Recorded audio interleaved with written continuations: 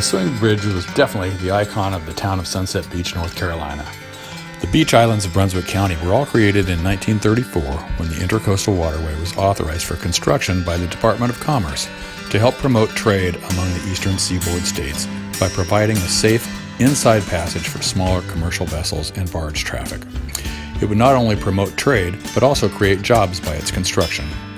The waterway would ultimately stretch from New Jersey to Brownsville, Texas, and was specified to be a minimum of 100 feet wide, 9 feet deep at low tide, and must be able to pass a vessel having 65-foot masts. The islands created in southeastern North Carolina were merely old sandbars, which contained dunes providing protection to the mainland from storms and fishing grounds for commercial and the citizenry. Soon people living inland were becoming more interested in the beaches for family vacations and building houses on the islands, so much so that the North Carolina started building bridges to span the waterway that could accommodate the 65 minimum clearance.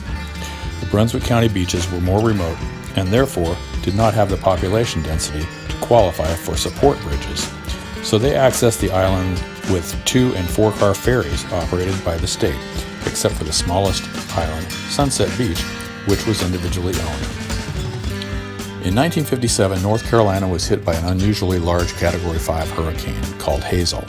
It forced the closure of the ferries, which were replaced by 2-lane steel truss turnstile bridges built by the state. The remaining North Carolina, before reaching South Carolina, is now called Sunset Beach. Sunset Beach in 1958 was a barren island owned primarily by Manon Gore, who was an entrepreneur and skilled in many trades including welding. He decided to fabricate his own causeway and bridge structure to access his island. Mr. Gore decided to design and build his own designed swing bridge on a site adjacent to the present-day bridge. It is now the site of the present town of Sunset Beach Park.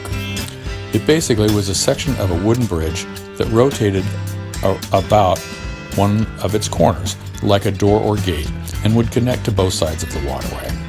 The bridge had to float, so he purchased a surplus U.S. Army World War II steel barge and mounted the wooden bridge on it, and to accommodate for the tide fluctuations, he added steel ramps that would span the ends of fixed and floating wooden bridge sections. The bridge was completely operated from the barge by a diesel engine driving drums with steel cables reaching to both shorelines. The bridge would remain in open position for marine traffic until a property owner from the island would signal Mr. Gore to close the bridge for him to cross. Mr. Gore lived in a house immediately north of the bridge, so his response was quick.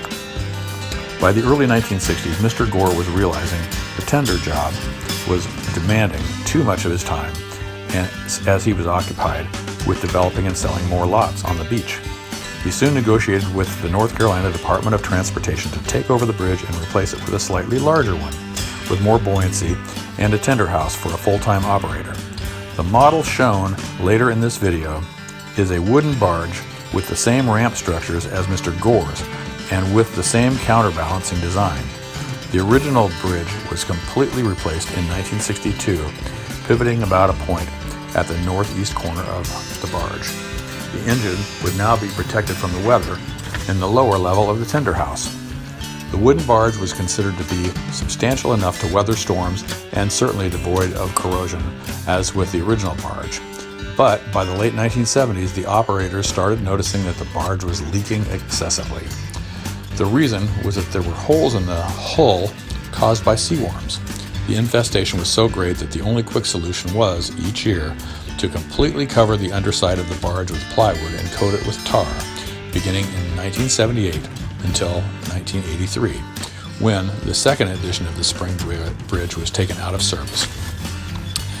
In 1983, an enlarged swing bridge, version number 3, replaced the wooden barge and was made up of 6 individual steel single-cell pontoons, each being 40 feet long, 10 feet wide, and 10 feet deep, bolted together.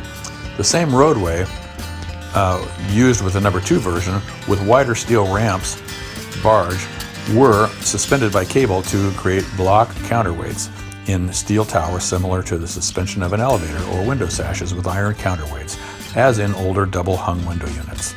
The bridge tender determines how much tension will be needed to pull the counterweight down to ultimately lift all 4 steel ramps, enough to clear the motion of rotation of the bridge, with the ramps extending from the railings of the permanent bridge approach section of the wooden fixed span bridge. In the closing of any cable-driven ferry or swing-type bridge, the operator must be given enough time to continue releasing the cable for closing the bridge to ensure its complete submergence, to guarantee clearance of a boat's keel or propellers of a tug by audibly notifying the boat waiting at the bridge opening that is clear to pass with an air horn or siren blast.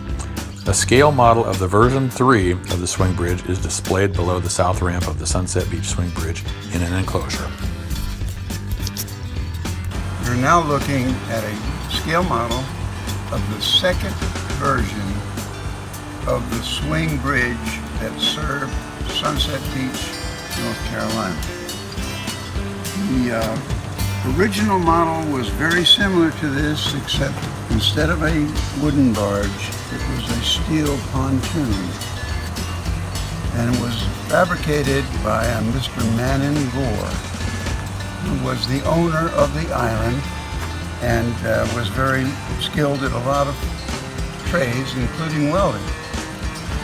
So what he did, he bought a barge from the United States Army surplus and decided he was going to put the barge in the water and maybe use it like a ferry, in that he would pull the barge across the waterway to access his island. However, he thought it'd be better, instead of having ramps like a ferry, to connect to a fixed bridge span like this over here. This is what they call a fixed span bridge because it's permanently affixed to the ground. And it usually is long. In some cases it can be as much as a half a mile. Now he would take a pontoon, build upon the pontoon a section of the bridge, which is out here, put it on the center of the pontoon, and then be able to go from the center section of the bridge, which is the elevated portion here, to the fixed span portions on either side with a ramp. The ramp was needed because of the fluctuations in the tide.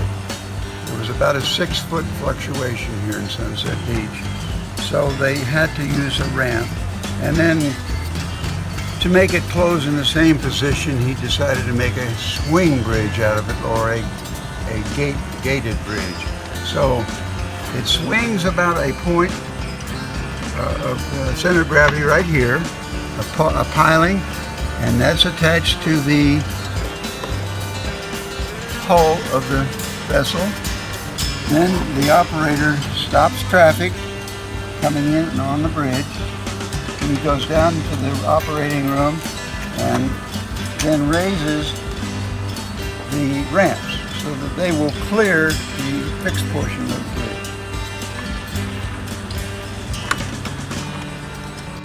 This whole bridge can be operated from the tender house. The tender house was something that was added by the state because the state was now going to maintain it, and there was no place for him to stay. Previously, the original bridge that Mr. Gore built was operated by Mr. Gore, and I think he realized it was more of a job than he bargained for. So he negotiated a contract with the state to build a new bridge that had better flotation, it had more flotation, it was larger. And this bridge, instead of being made out of steel, is made of wood, timbers.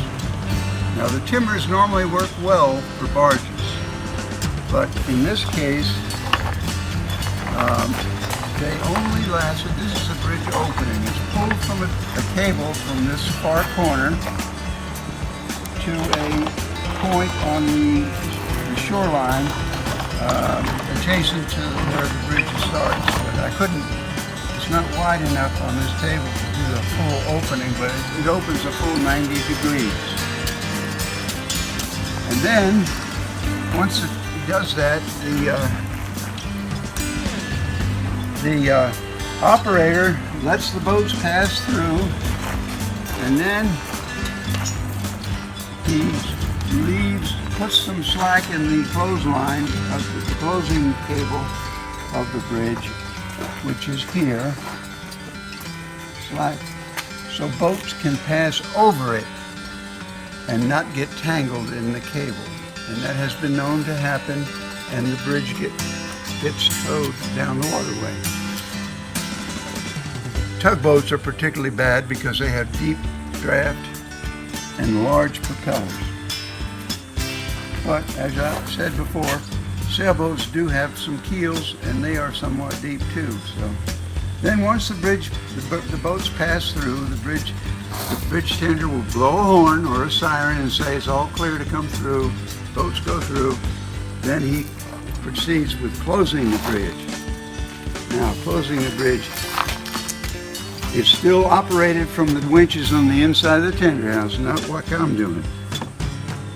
And then you just pull that cable tight from the far side, and then you just pull it shut.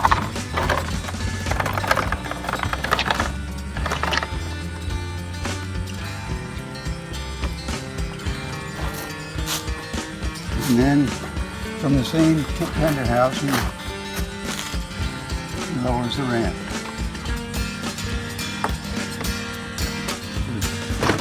For vehicular traffic. So that's pretty much it. But the interesting thing is, this is the second version of this renowned swing bridge. There were not many of them built for traffic crossing highways or waterways, but this is one of the most well-known ones. The later model that replaced this was also built of steel, and that is what is displayed on the property adjacent to the new fixed span bridge that we have now. It doesn't have the pontoons under it. The pontoons were single cell pontoons, and there were 6 of them, 40 feet long, 10 feet wide, and 10 feet deep, bolted together to form one large barge. The same system was mounted on the barge, except for the counterweights. System was not the balance beam type thing, but a kind of a cable and sash cord, or a cable cord, like a counterweight with a concrete counterweight in a steel tower adjacent to the ramp.